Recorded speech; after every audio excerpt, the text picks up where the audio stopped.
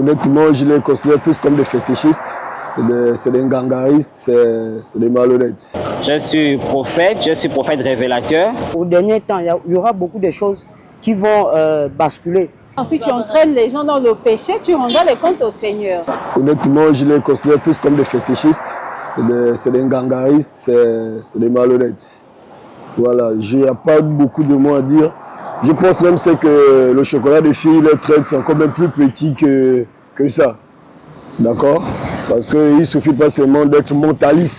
C'est des mentalistes en fait qui jouent trop avec le cerveau des gens. Pour moi, ça, ils n'existent même pas. Voilà. Déjà, pour ma part, dire qu'un homme de Dieu s'enrichit sur le dos d'un fidèle m'est difficile parce que je ne peux pas affirmer ce dont je n'ai pas les preuves. Maintenant, il est vrai qu'il y en a qui se font passer pour des hommes de Dieu et qui, derrière, ne le sont pas, ou utilisent, j'ai envie de dire, leur onction pour faire autre chose. Donc, pour ma part, sincèrement, il est difficile de l'affirmer. Bon, apparemment, de nos jours aujourd'hui, bon, moi, je ne vois pas pourquoi les gens sont étonnés. Parce que la parole de Dieu est claire. La parole de Dieu nous fait comprendre qu'au dernier temps, il y aura beaucoup de choses qui vont basculer. Donc, en ce moment-là, tout ce qu'on voit là, c'est juste les derniers temps. Bon, les hommes de Dieu qui le font, ils n'appliquent pas la parole de Dieu. Donc, nous sommes avertis. Je ne vois pas pourquoi nous sommes surpris aujourd'hui. Tout ce qui arrive là, ça a été déjà averti. Moi, personnellement, je pense que le salut, il est personnel. Hein? Il est personnel et chacun de nous rendra ses comptes devant Dieu. Je ne veux pas être long sur le sujet. Donc, voilà. Chacun sera jugé selon ce qu'il aurait fait sur la terre. C'est le peuple de Dieu. Et maintenant, si tu entraînes les gens dans le péché, tu rendras les comptes au Seigneur. La parole de Dieu dit que tout être humain travaillerait à la sueur de son front. Et il méritera ça. Parce que moi, ce que je produis aujourd'hui, c'est parce que je crois d'abord en Dieu. Et je dis que ce que Dieu fait pour moi est bon.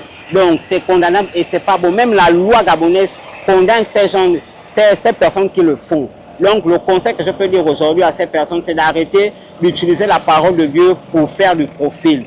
Enseigner les hommes à la repentance, à la sagesse, à la discipline, à honorer son père et sa mère, parce que c'est aussi ça, le fruit de la parole de Dieu. Et Dieu veut qu'on la prêche dans le bon sens. Premièrement, d'un point de vue général, je dirais que ce n'est pas une bonne chose. Bon, tout dépend maintenant dans le contexte, parce que si cet enregistrement est utilisé avec des stratégies pas très fiables, là c'est pas bon.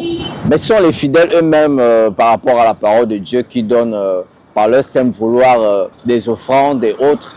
Bon, on ne peut pas qualifier ça d'escroquerie ou bien d'un tel délit.